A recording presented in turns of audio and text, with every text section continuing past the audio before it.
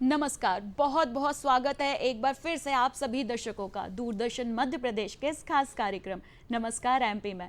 मैं हूं आज आप सभी के साथ शिष्टिका और हमेशा की तरह कार्यक्रम की शुरुआत करेंगे आप सबको तिथि बताकर। तो चलिए देखते हैं कि क्या है आज की तिथि।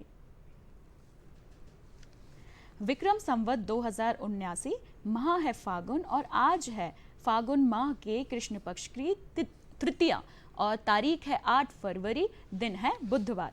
इसी के साथ कामना करती हूँ कि आप सभी का आज का दिन शुभ रहे और आगे बढ़ते हैं और साझा करते हैं आप सभी के साथ आज का सुविचार, क्योंकि एक अच्छा विचार हम सभी के जीवन में बहुत ही महत्वपूर्ण होता है। जब हमारा मन अशांत हो और हमें समझ में नहीं आए कि क्या करना है, तो कुछ अच्छी बातें ही हमें मोटिवेट करती हैं, हमें प्रेरणा देती हैं। तो चलिए साझा करते हैं आप सभी के साथ एक अच्छी बात। जीत और हार आपकी सोच पर निर्भर करती है। मानो तो हार होगी और ठान लो तो जीत होगी। बिल्कुल सही बात है दर्शकों की। जब आप ठान लेते हैं कि हमें जीतना है, तो आप कितनी बार भी गिरें आपको मायने नहीं रखता है वो। क्यों? क्योंकि आपका पूरा ध्यान जीत की ओर होता है। तो जी हाँ, बिल्कुल ऐसे ही अपने जीवन में आगे बढ़े कि हमेशा हमें जीतना है। इसी के साथ आगे बढ़ेंगे और साझा करेंगे आपके साथ आज के दिन का इतिहास और देखेंगे कि क्या खास बातें घटी थी आज के दिन इतिहास में।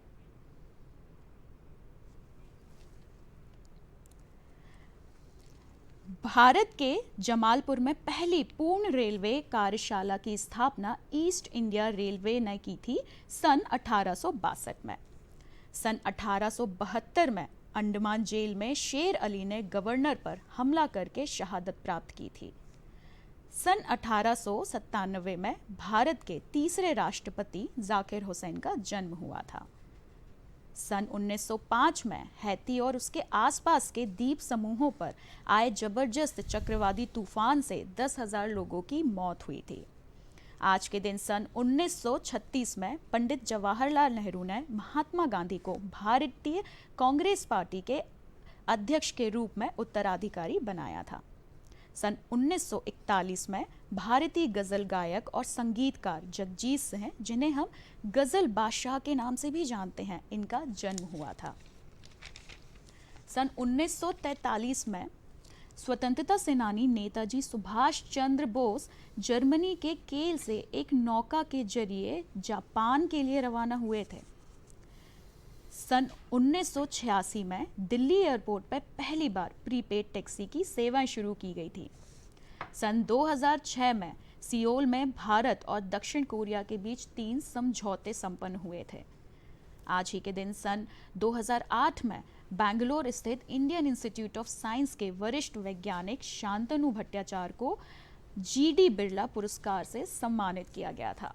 सन 2014 में सऊदी के मदीना शहर में एक होटल में आग लगने के कारण 15 लोगों की मौत हुई थी और 130 लोग घायल हुए थे। तो दर्शकों, ये था आज का इतिहास और अब कार्यक्रम में आगे बढ़ेंगे और आज के विषय से मैं आप सभी को अवगत कराती हूँ। दर्शकों, हम सभी जानते हैं कि परीक्षाओं का समय चल रहा है। बच्चों के ऊपर दबाव तो रहता ही है। इस वक्त काफ़ी जगह परीक्षाएं शुरू हो गई हैं और काफ़ी जगह परीक्षाएं शुरू होने वाली हैं। ऐसे में बच्चों के ऊपर जो दबाव रहता है तो है ही, लेकिन माता पिता भी बहुत तनावपूर्ण रहते हैं।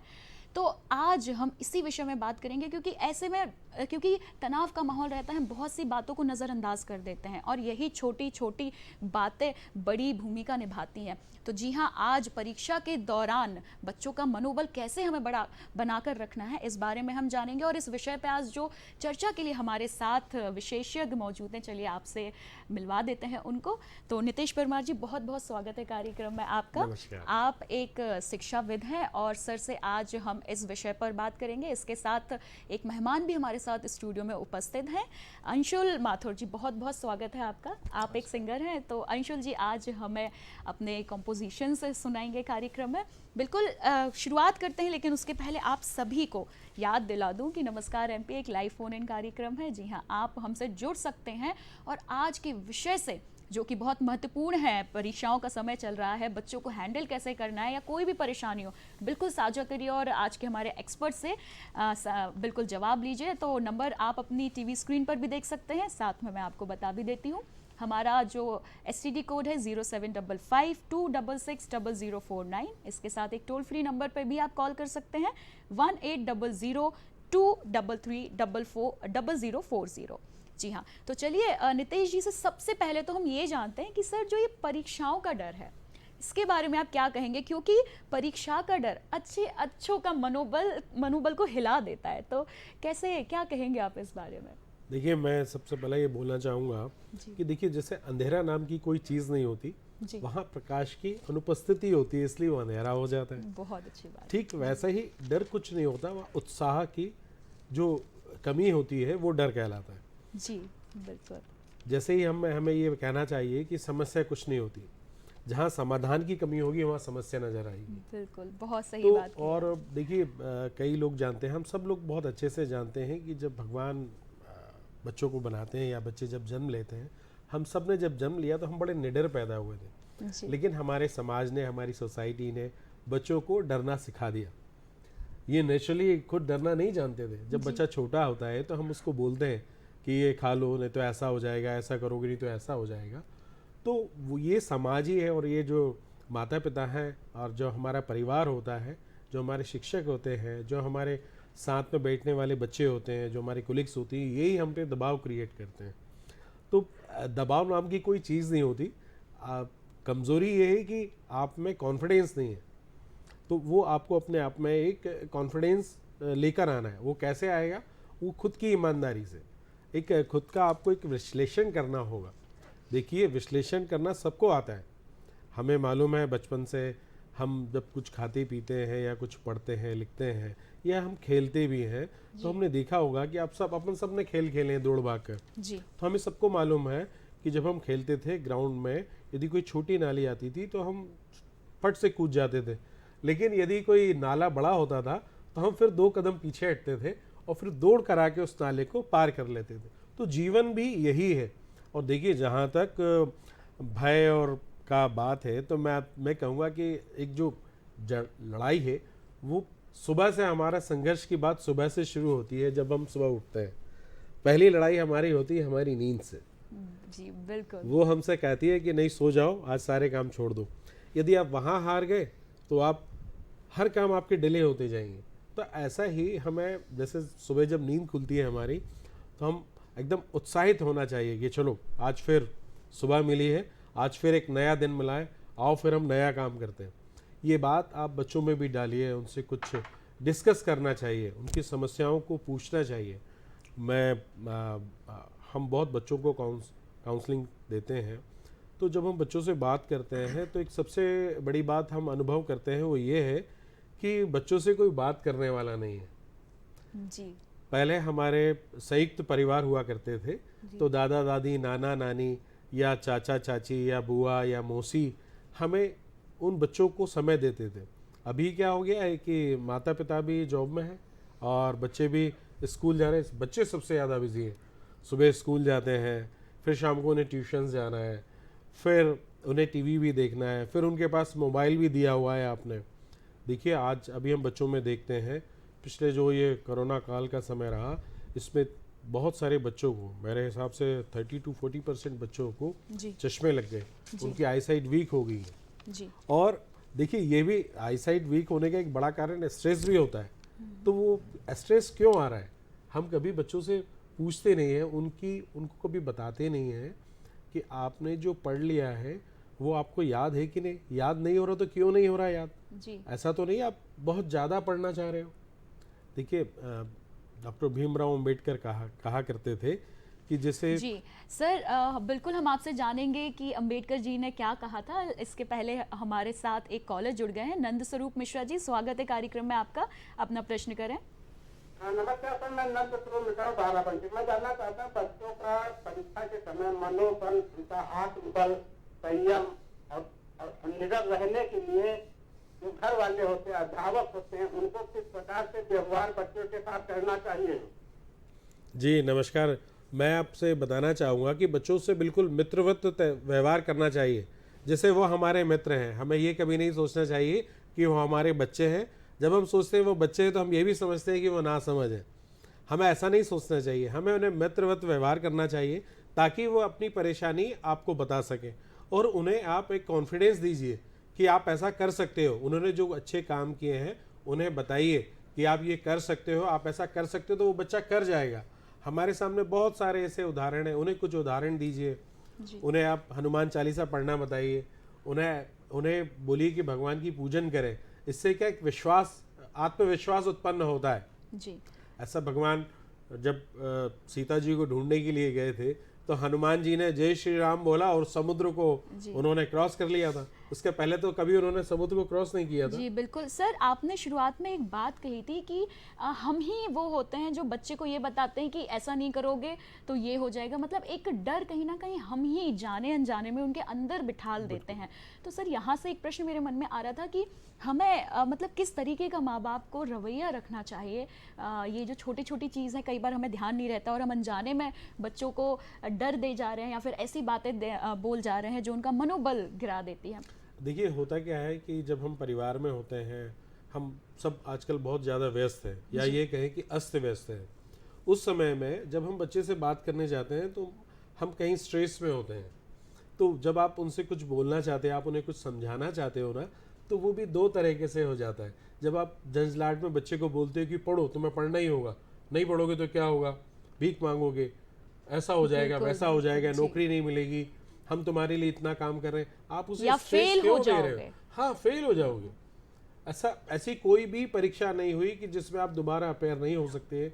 मैं आपको बताऊं, जिन्होंने आईआईटी किया है, जो आईआईटी क्लियर कर गए, लेकिन बहुत सारे ऐसे जो टीचर्स हैं जिन्होंने आईआईटी क्लियर नहीं किया, वो आज भी हजारों बच्चों को आईआईटी की प्रिपरेशन करा रहे हैं। जो यूपीएससी नहीं क्लियर कर पाए, वो सैकड़ों बच्चों को यूपीएससी की ट्रेनिंग दे रहे हैं और वो बता रहे हैं कि कैसे यूपीएससी क्लियर आप कर सकते हो। तो देखिए, कहीं भी ऐसा कुछ नहीं है कि रास्ते नहीं है, रास्ते बहुत सारे हैं। और आज के समय में हम आपको बताएं, आप बहुत सारे काम आप अपने आसपास देखिए, बच्चों को बताइए। सबसे बड़ी बात होती है कि बच्चों को हमने किताबों के माध्यम से ये बताया है कि वो एक आइडियल अपना डिसाइड करें। हम ऐसा क्यों नहीं बताते? माँ बाप को बताना चाहिए अपने दादा के बारे में, उनके दादा के बारे में, उनकी नानी के बारे में, उनकी माता के बारे में। उनको बताइए कि देखिए, ये कोई छोटा काम नहीं है, घर चलाना भी बहुत बड़ी जिम्मेदारी होती है। कैसे आपकी माँ घर में मैनेजमेंट करती हैं, आपको भी समय देती हैं, खाना बनाती हैं, दादाजी को दवाई देती हैं, दादी को दवाई देती हैं, फिर दूध वाला आता है तो दूध भी लेती हैं, फिर काम वाली बाई आती है तो उसको भी कैसे काम सारा बताती हैं। और साइमल्टेनियसली एक के बाद एक सारे काम चलते रहते हैं आपकी मदर के, वो सारे काम करती हैं। बीच में कुछ कपड़े लेंगी तो वो वॉशिंग मशीन में डाल देंगी, उसे ऑन कर देंगी। देखिए, ये एक सिस्टम है और आप बच्चों को अपने से जोड़िए। अभी जो सबसे बड़ी परेशानी है कि वो हमारी फ्रिक्वेंसी मैच नहीं हो रही है बच्चों से। उस फ्रिक्वेंसी को मैच करिए और आपको उस फ्रिक्वेंसी तक जाना होगा, नहीं तो कोई और उनसे फ्रिक्वेंसी मैच कर देगा। वो गलत फ्रिक्वेंसी से मिल गए तो देखिए, इनका जीवन बड़ा जी। अगर सिंपल सी भाषा में कही जाए तो बच्चों के साथ आपको भी बच्चा बनना होता है, ऐसा हमने सुना है और ऐसा कहते हैं। और बहुत ये सही बात है दर्शकों, कि जब आप उनकी तरह बनकर सोचेंगे ना, तो आप उनकी परिस्थितियों को ज़्यादा अच्छे से समझ पाएंगे। और सर से ये बातें करते हुए एक सवाल मेरे मन में आ रहा है अंशुल जी के लिए। अंशुल जी आज हमारे साथ स्टूडियो में उपस्थित हैं। आप सभी को बता दूं कि वो एक सिंगर है। अंशुल जी, मैं पूछना चाहूँगी, क्योंकि हम परीक्षाओं के डर की बात कर रहे हैं, तो जब आपके स्कूल डेज रहे होंगे तो कुछ ऐसा डर आपके मन में भी रहा होगा जब परीक्षाएं आती होंगी, तो सच में रहता था? और अगर रहता था तो आपने कैसे उससे ओवरकम किया, कैसे उसको हैंडल करते थे? जी बिल्कुल सही कहा आपने। परीक्षा का डर हर एक बच्चे के मन में होता है, और चाहे हम कितनी भी प्रिपरेशन कर लें, कहीं ना कहीं वो मोटिवेशन लैक होता है। बिल्कुल। चाहे हम कितना भी प्रिपेयर कर लें, तो उसके लिए जो बच्चों को सिखाया जाता है या हम इंडियन सोसाइटी में जो सीखते हैं, वो हम सबको यही बताया जाता है कि परमपिता परमेश्वर से हम जितनी प्रार्थना कर सकते हैं, क्योंकि प्रिपरेशन हम कर लेते हैं, लेकिन कहीं ना कहीं एक वो अंधेरा सा नजर आता है। उस अंधेरे से प्रकाश की ओर जाने के लिए एक सहारा चाहिए। ऐसा लगता है कि कोई उंगली थाम ले। जी बिल्कुल। तो वो उंगली हमारी वही थाम सकता है। हाँ बिल्कुल। और अगर वो उंगली थामने वाले हमारे घर वाले ही हो, तो आप यकीन मानिए आपका बच्चा बहुत आगे तक जा सकता है और निडरता के साथ जा सकता है। तो क्योंकि अंशुल जी एक सिंगर है, तो आइए अंशुल जी से रिक्वेस्ट करते हैं एक गाने की, और कार्यक्रम में अपना पहला गीत प्रस्तुत करने के लिए। चलिए मैं आपको वही गीत सुनाता हूँ जो बच्चों के लिए भी एक मोटिवेशन हो सकता है इस अंधेरे से प्रकाश की ओर ले जाने के लिए। जी बिल्कुल। सरस सरस मन हर्ष हर्ष तन परम पिता परमेश्वर म पद रे सा नि सा म पद रे सा नि सा सा नि ध प म म ग प ग रे रे सा। मन प्रकाश हो तन प्रकाश हो जग प्रकाश हो स्वामी। मैं जीवन से तर जाऊं जो मैं जीवन से तर जाऊं जो तुमने उंगली थामी। सरस सरस मन हर्ष हर्ष तन परम पिता परमेश्वर। Thank you. बहुत सुंदर गीत आपने प्रस्तुत किया। और दर्शकों, आप कोशिश करिए कि जब ऐसा तनाव बच्चा ले रहा हो या फिर जब उसका मन शांत ना हो तो कुछ मोटिवेशनल, क्योंकि देखिए मनोरंजन बहुत ज़रूरी होता है, तो फिर वो चाहे आप उसे गाने सुनने बोलें या गाने गाने बोले या उनके पसंद के अनुसार उनको कोई भी कार्य करने के लिए बोलिए। और अगर देखिए गाने सुनना मेरे हिसाब से हर किसी को पसंद होता है, तो कोशिश करिए ऐसे समय बच्चे ऐसे गीत सुने, ऐसे गाने सुने जिससे उन्हें प्रेरणा मिले और थोड़ा सा शांत भी हो वो गाने एकदम, क्योंकि जो बहुत शोर शराबे वाले गाने होते हैं वो मन को भी कहीं ना कहीं ऐसा कर देते हैं कि बच्चे को लगता है कि नहीं अब तो बस मस्ती मस्ती करना है, पढ़ाई हम बाद में करेंगे। तो माहौल बनाकर रखना पढ़ाई का ये भी बहुत ज़रूरी होता है। तो सर मैं आपसे जानना चाहूँगी कि घर में पढ़ाई का माहौल बनाना कितना ज़रूरी है, क्योंकि कई बार ऐसा होता है फरवरी का महीना परीक्षाओं का भी होता है, फरवरी मार्च, और यही महीना शादियों के समय का भी होता है। तो कई बार पेरेंट्स बच्चों को बोल तो रहे हैं कि पढ़ो पढ़ो, लेकिन घर में कोई फंक्शन चल रहा है या फिर वही फंक्शंस की तैयारियों में लगे हुए कहीं आने जाने के लिए, तो बच्चे के लिए बड़ा डिस्ट्रैक्शन होता है और ये हमें समझ में नहीं आता है।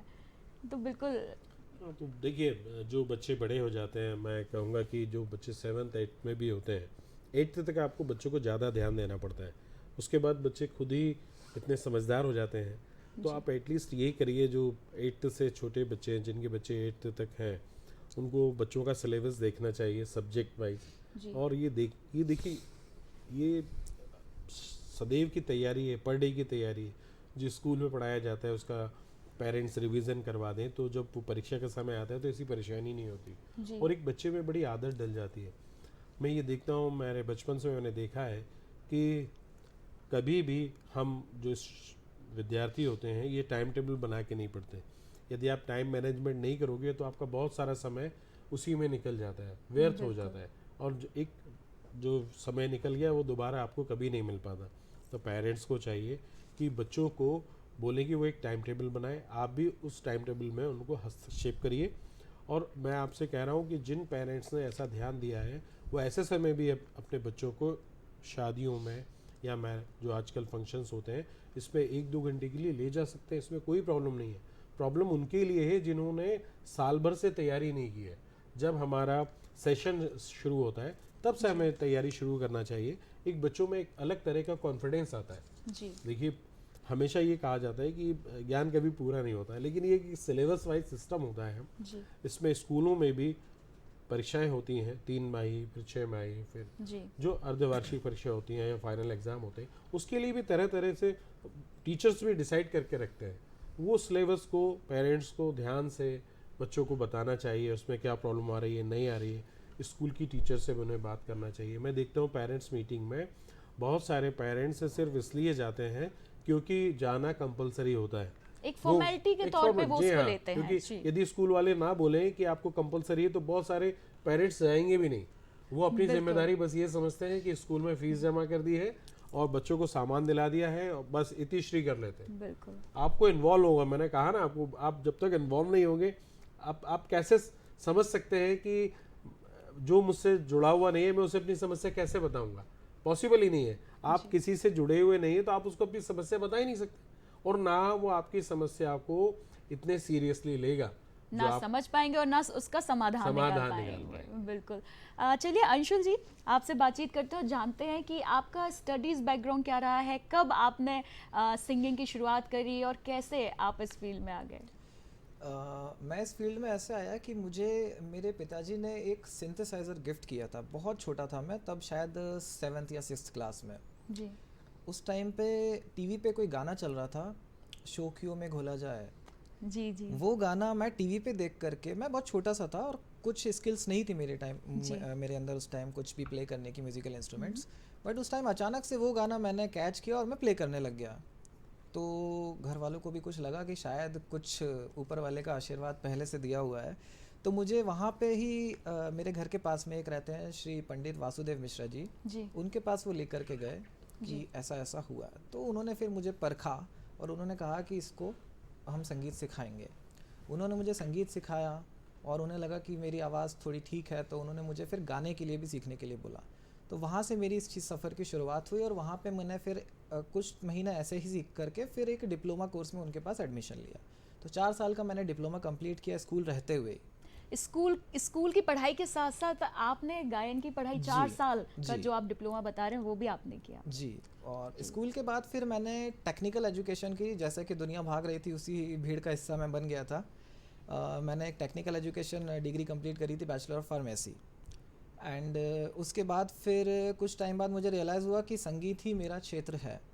तो फिर मैंने कहा कि बैचलर ऑफ म्यूज़िक भी करना मुझे चाहिए, क्योंकि ये गैप आ गया था काफ़ी। जी कहीं ना कहीं प्रैक्टिस चालू थी लेकिन फिर भी एक सीखने की ज़रूरत थी, जो कि आज भी है, हमेशा रहेगी।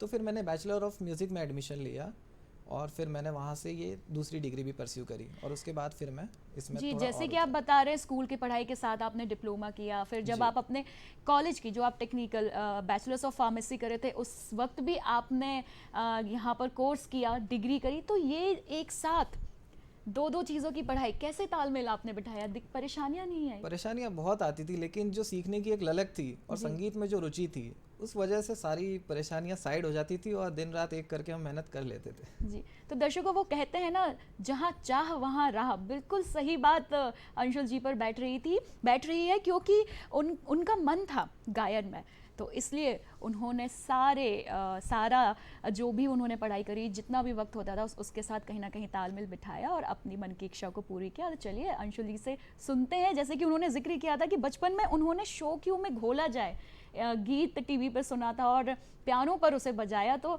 अंशुल जी, अगर कुछ लाइनें आपको उस गीत की याद हो तो बिल्कुल हमारे दर्शकों के लिए प्रस्तुत करिए। शोखियों में घोला जाए फूलों का शवाब, उसमें फिर मिलाई जाए थोड़ी सी शराब, कि होगा जो नशा वो तैयार, वो प्यार है। शोखियों में घोला जाए फूलों का शवाब। वाह, बहुत ही प्यारी आपकी आवाज़ में एक मिठास है और उस मिठास भरी आवाज़ में ये लाइंस बहुत ही सुंदर लग रही थी। और मैं आपसे एक गीत और सुनना चाहूँगी, बिल्कुल हम उसे आगे सुनेंगे, जो कि मेरा फेवरेट है, मैं आगे आपको बताऊँगी। उसके पहले हम चलते हैं नितेश जी के पास। सर, आपने सेल्फ कॉन्फिडेंस डेवलप करने की बात करी थी, तो इस दौरान, या फिर मुझे ऐसा लगता है कि सेल्फ कॉन्फिडेंस डेवलप करने में माता पिता को साल भर काम करना चाहिए, तो वो कैसे बच्चों का ये कॉन्फिडेंस डेवलप कर सकते हैं? देखिए, हम सबको भगवान ने बनाया है जी, ऐसे। आप देखिए, हीरे का एक प्रोसीजर होता है, किस पत्थर में हीरा है, ये कैसे होता है। बहुत सारे पत्थर लेता है तराशने वाला और उनको तराशने की कोशिश करता है। तो जो पत्थर तराशे जाने का दर्द सहता है ना, कई बार पत्थर टूट जाते हैं, तो फिर वो उनसे वो हीरा नहीं बन पाता, तो छोटे छोटे हीरे बनते हैं। जी, देखिए, तो हमें भी ये सोचना चाहिए कि हम कैसे बच्चों को तराशें। हर बच्चा एक हीरा है, लेकिन हमें तराशे जाने की कला आनी चाहिए और हमें उस बच्चे को भी बताना पड़ेगा कि बेटा, अभी तुम तराशे जा रहे हो तो इसका दर्द तुम्हें सहना पड़ेगा। देखिए, भगवान की मूर्ति सिर्फ इसलिए पूजनीय नहीं है कि वो भगवान की मूर्ति है, वो भी एक पत्थर थी। उस मूर्ति ने जब बहुत छेनी और हथौड़े चले हैं, तब उसने ईश्वर का रूप लिया है और उस ईश्वर के रूप में हमारी आस्था रहती है, इसलिए हम उसकी पूजन करते हैं। तो पेरेंट्स को भी इतने प्यार से, दुलार से बच्चों को ये समझाना चाहिए। मैं ऐसा नहीं कह रहा कि पेरेंट्स अपने बच्चों से प्यार नहीं करते, लेकिन एक परिवार में रहना और सुबह शाम उनको खाना देना, उनकी ज़रूरतों का ध्यान रखना प्यार नहीं होता है। उससे कुछ आपको आगे बढ़ के करना होगा। अमूमन ये देखने में आता है बहुत सारे पेरेंट्स को मालूम ही नहीं होता कि उनके बच्चों को कौन सा फल ज़्यादा पसंद है, या कौन सी वो मिठाई खाना चाहते हैं, या वो कैसे कपड़े पहनना चाहते हैं, या वो उनका सब्जेक्ट कौन सा है जिसमें वो ज़्यादा रुचि लेते हैं, और ऐसा कौन सा सब्जेक्ट है कि जिससे वो डर के भागते हैं। तो जिस सब्जेक्ट से वो डर के भागते हैं उस सब्जेक्ट में उनको थोड़ा ज़्यादा ध्यान देना चाहिए, ऐसा उन्हें बच्चे को भी बताना चाहिए। और उसके लिए हो सकता है वो खुद तैयारी करें, नहीं कर पा रहे हो तो स्कूल की टीचर से मिलें, या अपने आस पड़ोस में या जो वहाँ ट्यूशन जाते हैं उन टीचर को ये कन्वे करें कि देखिए मेरा बच्चा इस सब्जेक्ट में अच्छा है, इस सब्जेक्ट में थोड़ी प्रॉब्लम आ रही है, तो आप इसको दूर करिए। जी। उसको बच्चे को लड़ना सिखाइए, उसको बताइए कि तुम कर सकते हो, जब कर सकते हो तो कर सकते हैं। देखिए आज जब दिन बता रही थी, आज एक बड़ा महत्वपूर्ण दिन है। आज थॉमस अल्वा एडिसन भी आज ही के दिन जन्मे थे। एक बहुत बड़े वैज्ञानिक थे जिन्होंने हर जगह की अंधकार को दूर कर दिया, उन्होंने प्रकाश का बल्ब का निर्माण किया था। तो वो जब छोटे थे तो उनको स्कूल से निकाल दिया गया था, उनको मंदबुद्धि बच्चा कह के उनकी टीचर ने उन्हें निकाल दिया था। उनकी माँ ने कहा कि बेटा अब आज से आप स्कूल नहीं जाओगे, आज से मैं आपको घर पर पढ़ाऊंगी। तो उन्होंने बोला क्यों, टीचर आपसे क्या बोल रही थी? तो उनकी माँ ने उनसे कहा कि वो मुझसे कह रही थी कि जो आपका बच्चा है वो बहुत ही ज़्यादा प्रतिभाशाली है, और हम जो बाकी के बच्चे हैं वो उसके साथ नहीं आ पा रहे हैं, वो पीछे रह जाते हैं, तो इसलिए आप अपने बच्चे को घर पर पढ़ाइए। और जब उनकी माँ एक्सपायर हो गई तो बहुत सारे लेटर थे जो उन्हें एक संदूक में मिले, जो जिसमें लिखा हुआ था, जो स्कूल से आए हुए थे उसमें साफ लिखा हुआ था कि आपका बच्चा पढ़ नहीं सकता, वो एक मंद बुद्धि है, उसे कुछ स्पेशल स्कूल में भेजिए जहाँ वो पढ़ पाएगा। तो देखिए एक कॉन्फिडेंट माँ थी, और माँओं का बड़ा बड़ा रोल होता है। शिवाजी का निर्माण माँ ने किया था जी। राम का निर्माण उनकी माँ ने किया था, सुभाष का निर्माण उनकी माँ ने किया था, अंबेडकर का निर्माण उनकी माँ ने किया था। तो माँओं का बड़ा योगदान होता है, क्योंकि एक बड़ा ममत्व भी होता है, वात्सल्य भी होता है, और बच्चे बहुत जल्दी जो पिता से जो वो कांटेक्ट नहीं बना पाते, वो माँ के साथ उनकी केमिस्ट्री बहुत अच्छी होती है। ऐसा मेरा, और ऐसा कहा भी गया है हमारे यहाँ कि मातृमुखी सदा सुखी। जी। तो बहुत सारी चीज़ें होती हैं और हमें ये प्रेरणा लेनी चाहिए, हमेशा मोटिवेट करना चाहिए। अभी अंशुल जी बता रहे थे तो मैं सही बात बोल रहे थे वो, और हमें बीच बीच में बच्चों को बताना चाहिए कि उनको, देखिए संगीत ऐसा एक विषय है कि उससे कूल हो जाता है।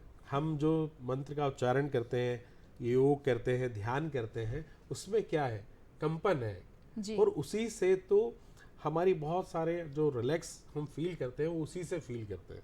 तो और भी बहुत सारी चीज़ें होती है, लेकिन स्टूडेंट्स के लिए ये बहुत अच्छी चीज़ है कि बहुत देर तक बैठने की ज़रूरत नहीं है।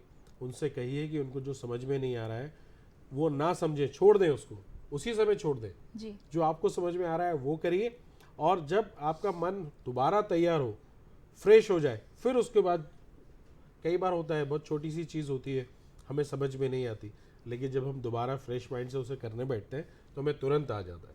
तो ज़रूरी नहीं है कि हमने जो टाइम टेबल सेट किया है हम उसमें वही सब्जेक्ट पढ़ें।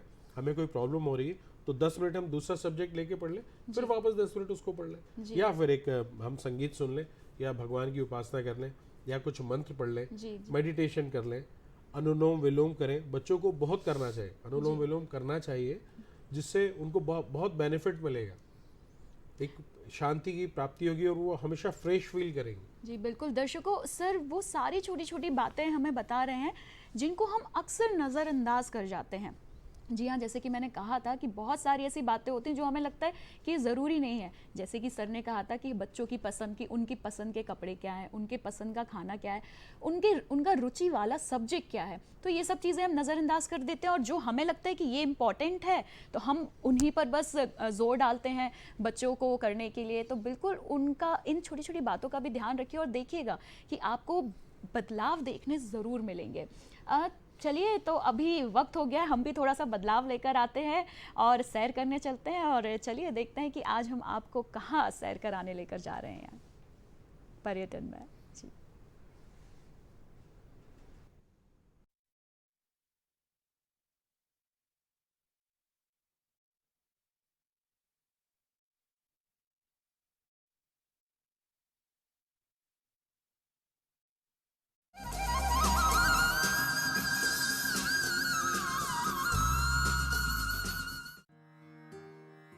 कालजयी कवि कालिदास और उज्जैन के सम्राटों की आराध्य देवी मां गढ़कालिका का ये मंदिर पुराने उज्जैन में आज भी शोभायमान है।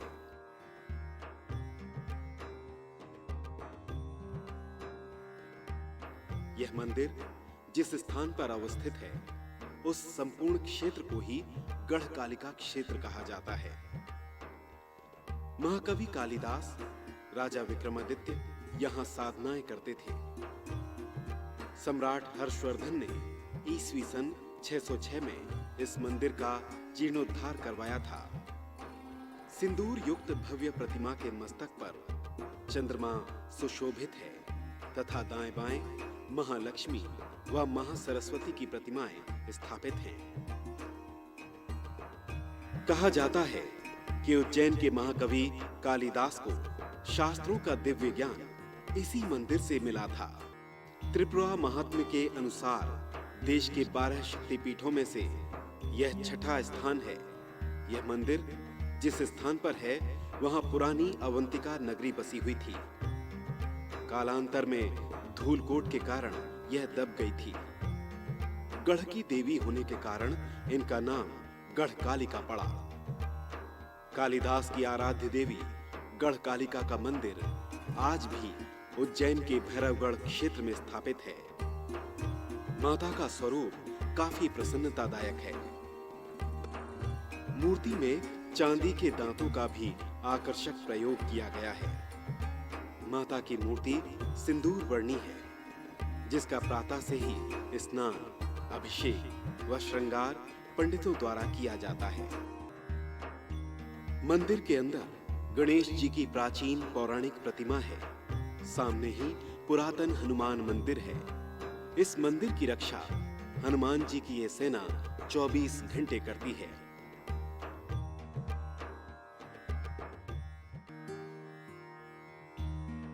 गौरतलब है कि पुरातत्व विभाग ने जब यहाँ की खुदाई करवाई थी तब उसमें बड़ी ईंटें, मनके, टकसाल तथा सड़कें निकली थी। इससे यह अनुमान लगाया गया कि यह स्थान ईसा पूर्व 500 वर्ष पुराना है। गढ़कालिका के मंदिर में मां कालिका के दर्शन के लिए रोज हजारों भक्तों की भीड़ जुटती है। तांत्रिकों की देवी कालिका के इस चमत्कारिक मंदिर की प्राचीनता के विषय में कोई नहीं जानता। फिर भी माना जाता है कि इसकी स्थापना महाभारत काल में हुई थी, लेकिन मूर्ति सतयुग के काल की है। बाद में इस प्राचीन मंदिर का जीर्णोद्धार सम्राट हर्षवर्धन द्वारा किए जाने का उल्लेख मिलता है।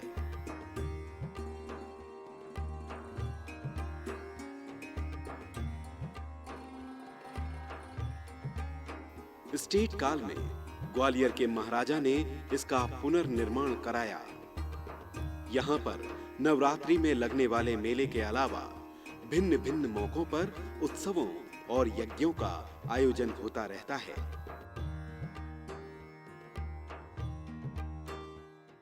स्वागत है आप सभी का कार्यक्रम में। और अभी हमने देखा गढ़कालिका मंदिर, जी हाँ, जो उज्जैन में स्थित है। तो बिल्कुल आप जब भी उज्जैन जाएं महाकाल के दर्शन के लिए तो गढ़कालिका मंदिर भी ज़रूर जाएं। वहाँ पर जो सौम्य रूप है देवी जी का, बिल्कुल उसके दर्शन की अनुभूति करें वहाँ पर जाकर। तो आज कार्यक्रम में हम बात कर रहे थे परीक्षा के दौरान बच्चों का कैसे मनोबल बना के रखें, और बहुत सारी छोटी छोटी बातें हमने माथुर सर से जानी। और इसी के साथ हमारे साथ जो अंशुल जी हैं, जो कि एक सिंगर हैं, आइए उनसे भी थोड़ी बातचीत कर लेते हैं। अंशुल जी, माथुर सर बता रहे थे माँ का बहुत इम्पॉर्टेंट रोल होता है एक बच्चे के व्यक्तित्व में। तो मैं जानना चाहूँगी, और साथ ही साथ उन्होंने ये भी बताया कि पेरेंट्स जब एग्ज़ाम चल रहा होता है तो पेरेंट्स का सपोर्ट बहुत इम्पॉर्टेंट है। तो आपका कैसा सपोर्ट रहा है पेरेंट्स, खास तौर से जब पढ़ाई, क्योंकि देखा जाए तो पेरेंट्स को लगता है बच्चा बड़ी बड़ी हायर स्टडीज़ करे और बड़े बड़े कॉलेजेस में पढ़े और फिर किसी मल्टीनेशनल कंपनी में जाकर काम करे। तो ऐसे में, क्योंकि आप टेक्निकल स्टडीज़ में थे और जब आपने रुचि बताई होगी कि नहीं मुझे गायन के क्षेत्र में आगे जाना है, तो कैसा रिएक्शन था पेरेंट्स का? जी, जब टेक्निकल एजुकेशन में तो खैर मुझे खुद ही पढ़ना होता था, बट जब मैं स्कूल में था मुझे अभी भी याद है कि मुझे नींद आती रहती थी, लेकिन देर रात तक माँ मुझे जो है पढ़ाने में लगी रहती थी, तो वो उनका डेडिकेशन मुझे आज भी याद रहता है। और बात करें संगीत की, तो संगीत मुझ में जो आया है वो मेरी माँ से आया, क्योंकि मेरी माँ ने भी 6 साल संगीत सीखा है और काफ़ी लोगों को सिखाया है। तो जो मैं आपसे कह रहा था ईश्वर की कृपा है, जी। वो देवी सरस्वती के रूप में मेरी माँ के थ्रू ही मुझ में आया है। कितनी अच्छी बात आपने कही है। बिल्कुल, तो यानी कि आपकी जो मीठी आवाज़ है उसका क्रेडिट आपकी माँ को जाता है। पूरा क्रेडिट माँ को जाता पूरा। है। अच्छा, तो पढ़ाई में तो उन्होंने आपकी मदद करी, साथ ही साथ उन्होंने आपको संगीत सिखाने में भी। बिल्कुल। बिल्कुल। तो कैसा रवैया रहा है माँ का? स्ट्रिक्ट रहता था या फिर वो इजी गोइंग रहती माँ थी? ने कभी मुझे डांटा नहीं है, लेकिन उनने हमेशा मोटिवेट किया है, और उन्होंने हमेशा मुझे दोनों, जैसे कभी एक होता है कि पढ़ाई ना करो म्यूज़िक करो, या म्यूज़िक छोड़ के पढ़ाई करो। काफ़ी लोग बोलते हैं कि संगीत छोड़ के पढ़ाई पे ज़्यादा ध्यान दो, लेकिन माँ का ऐसा कभी नहीं रहा। उनका हमेशा यह रहा है कि पढ़ाई भी करो, साथ में संगीत में भी जितना डेडिकेशन देना है उतना दो, और जो सपोर्ट मुझसे चाहिए वो लो। तो उनका माँ और पापा का दोनों का ही हमेशा मुझे बहुत सपोर्ट रहा है। बिल्कुल। तो अब क्योंकि जिक्र माँ का हुआ है, तो क्यों ना माँ के लिए एक गाना डेडिकेट कर दिया जाए? बिल्कुल बिल्कुल बिल्कुल। एक अरिजीत सिंह की आवाज़ में है, मैं आपको एक सुनाता हूँ माँ के ऊपर गाना। जग से हारा नहीं मैं,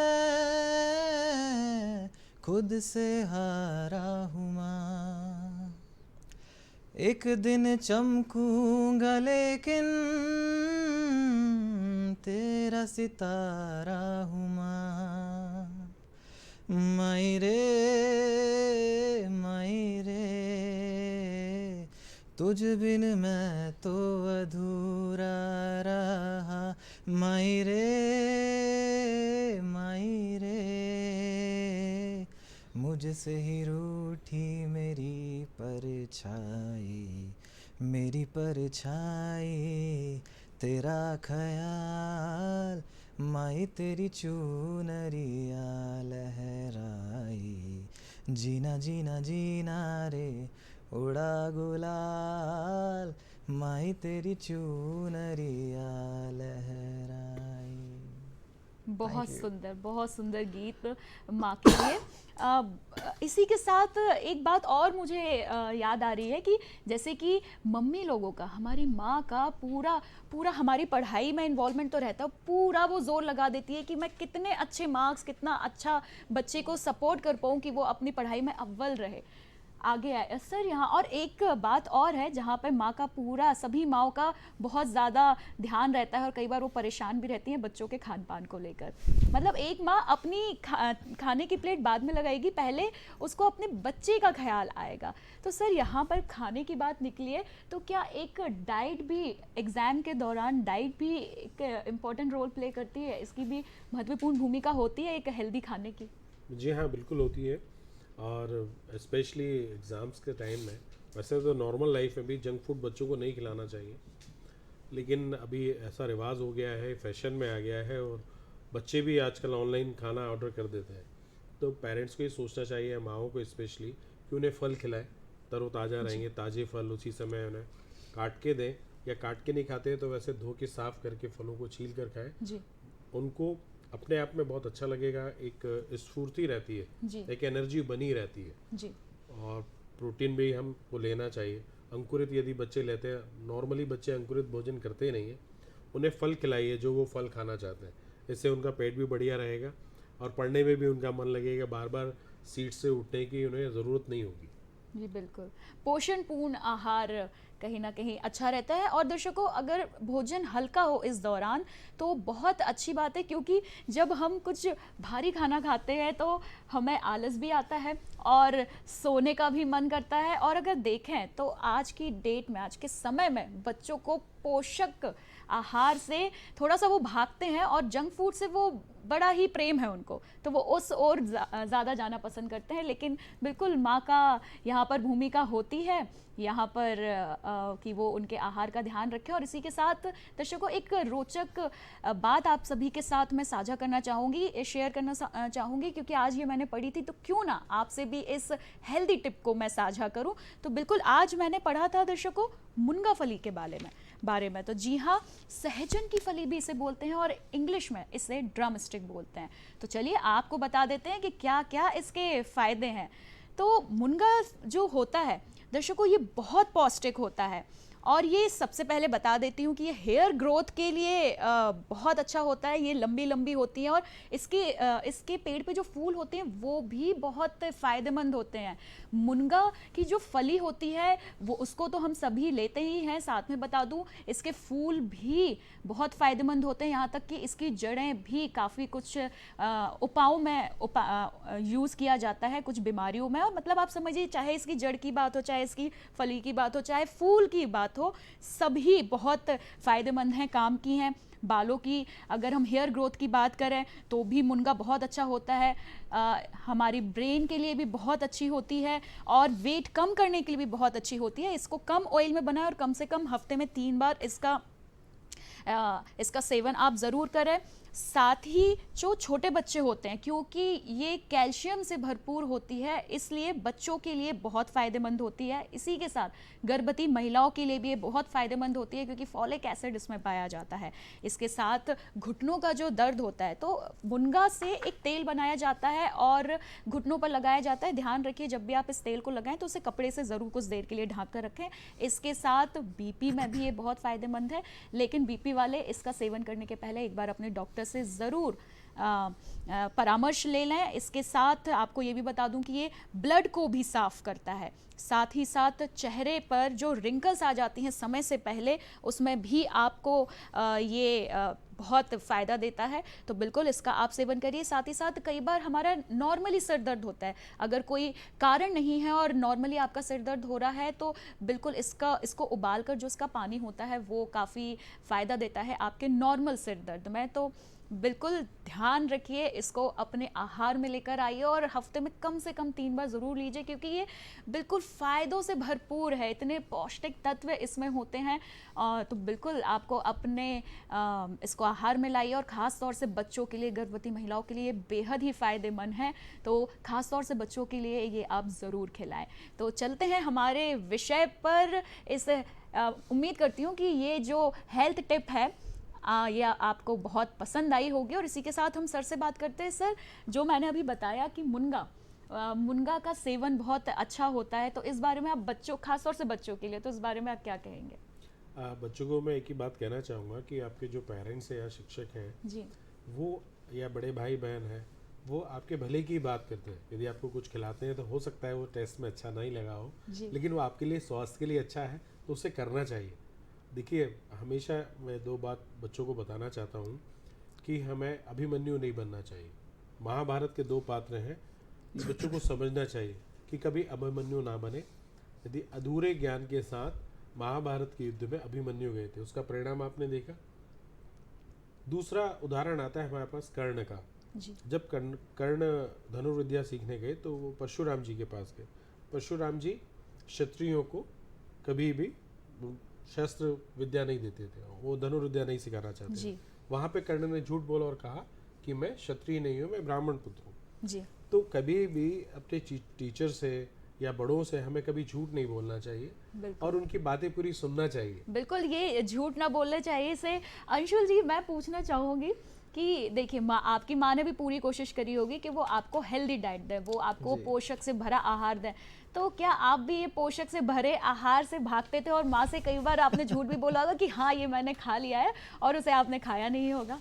जी हाँ, इस झूठ का मैंने बहुत बार प्रयोग किया है। कई बार माँ की, क्योंकि हमेशा कोशिश होती है कि बच्चे को हमेशा पौष्टिक चीज़ें दी जाए और कहीं ना कहीं वो बच्चों को पसंद नहीं होती है। तो कई बार ऐसा होता था कि मम्मी ने कुछ दिया और उसको धीरे से ले जाके कहीं और रख दिया और बोल दिया कि हाँ हो गया। अक्सर बच्चे ऐसा करते हैं, तो बिल्कुल आप सभी माओ को सतर्क रहना है। अगर जो भी बच्चा बोल रहा है उसे एक बार क्रॉस चेक बिल्कुल आप करें।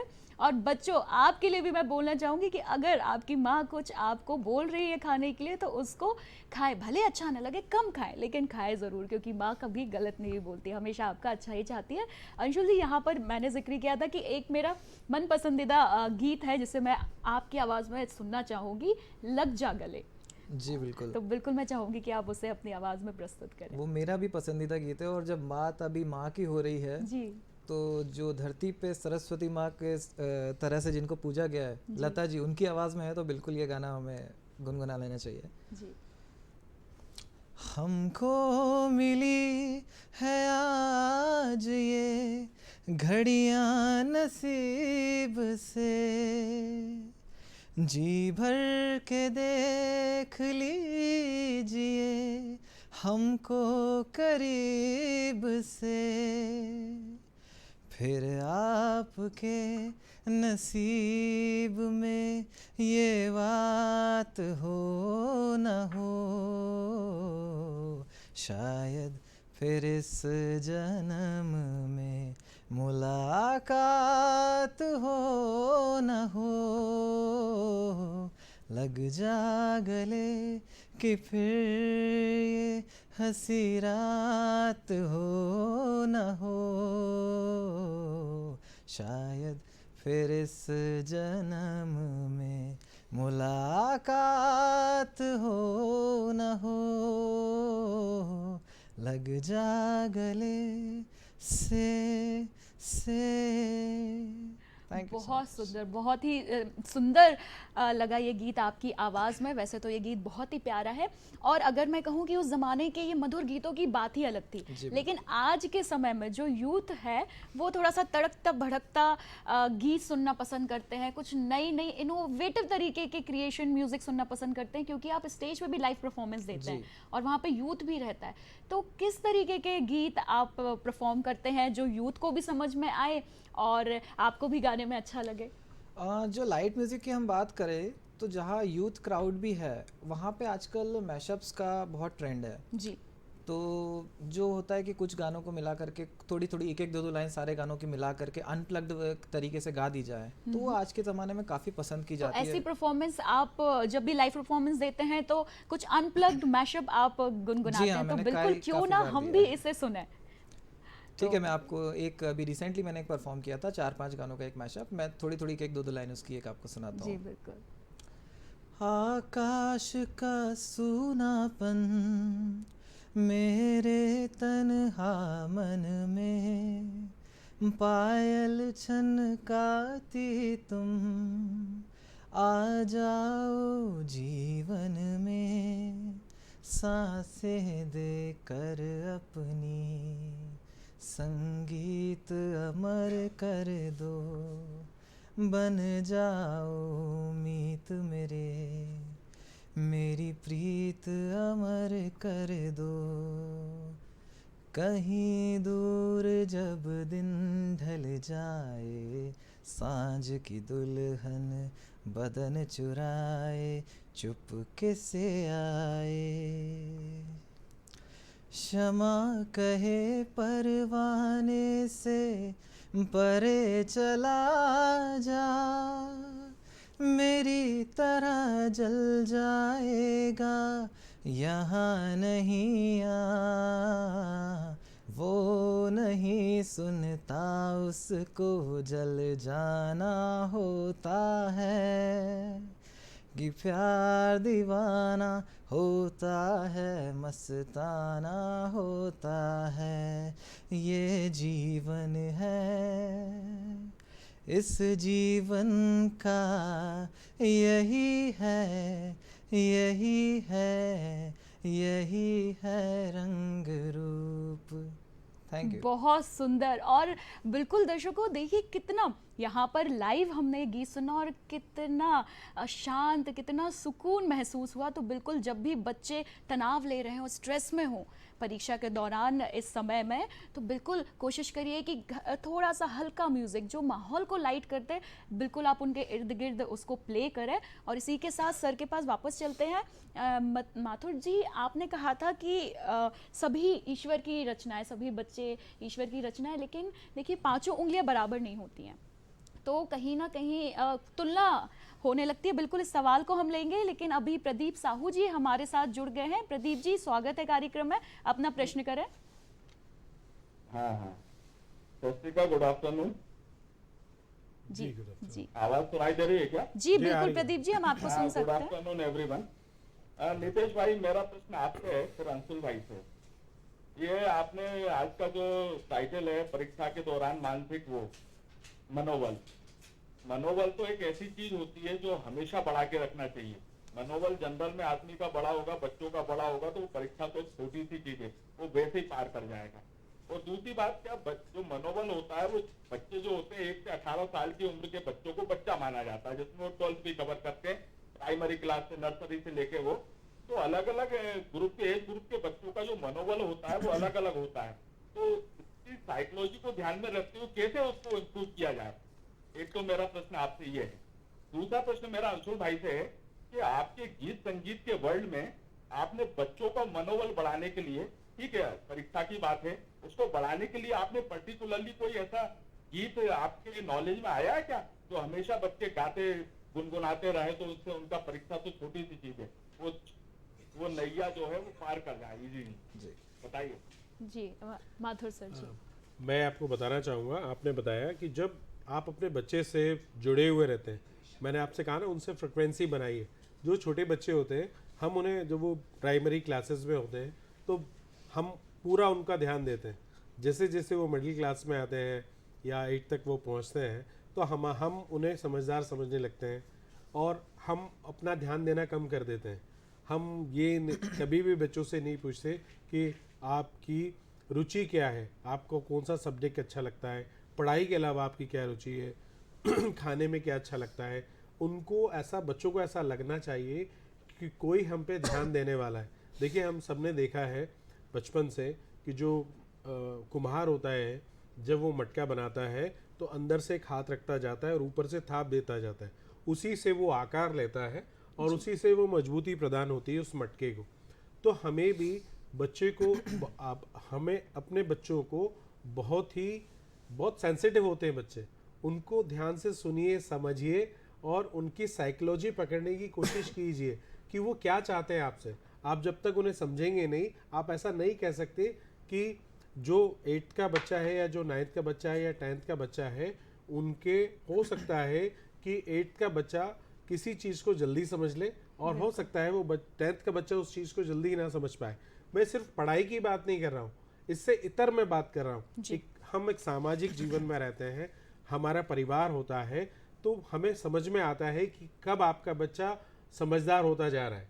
ऐसे तो कहने में ऐसा कहा जाता है कि कभी भी किसी को पूर्ण ज्ञान नहीं होता, हमेशा कमी बनी रहती है। लेकिन जब आपने मनोविज्ञान की बात करी तो हर एज के अनुसार मनोविज्ञान बदलता है और वो हमें तब समझ में आएगा कि आपका बच्चा उसके लिए तैयार हुआ है कि नहीं। ये उस परीक्षा की तरह नहीं है कि आपने एक एग्ज़ाम दिया और आप 5th पास हो गए, आपने दूसरा एग्ज़ाम दिया तो आप 6th पास हो गए, ऐसा नहीं है। और जीवन में कोई भी ऐसी परीक्षा नहीं होती जिसमें आप असफल हो तो आपका जीवन असफल हो जाए, ऐसी कोई सी परीक्षा नहीं होती। बिल्कुल सही। हो सकता है भगवान ने हमें जिस लिए बनाया है वो काम हमें ढूंढना होगा और हमें स्वयं नियति उस तक पहुंचा देती है। आपने बहुत सारों का सुना होगा, देखा होगा। देखिए यदि सचिन तेंदुलकर के फादर या उनके ब्रदर नहीं समझते कि ये क्रिकेट खेलना जरूरी है, कि 10वीं पास करना जरूरी है उसका, उन्होंने एक कठोर निर्णय लिया और देखा, उसके मनोविज्ञान को समझा, तो वो उनको क्रिकेट खिलाने लगे। और वो एक बहुत, ऐसा नहीं है समाज में हमें हर तरह के लोग चाहिए, आर्ट्स फैकल्टी के भी लोग चाहिए, हमें इंजीनियर डॉक्टर भी चाहिए, तो हमें संगीतकार भी चाहिए, गीतकार भी चाहिए, गीत गाने वाले भी चाहिए, लिखने वाले भी चाहिए, कवि भी चाहिए, कुम्हार भी चाहिए।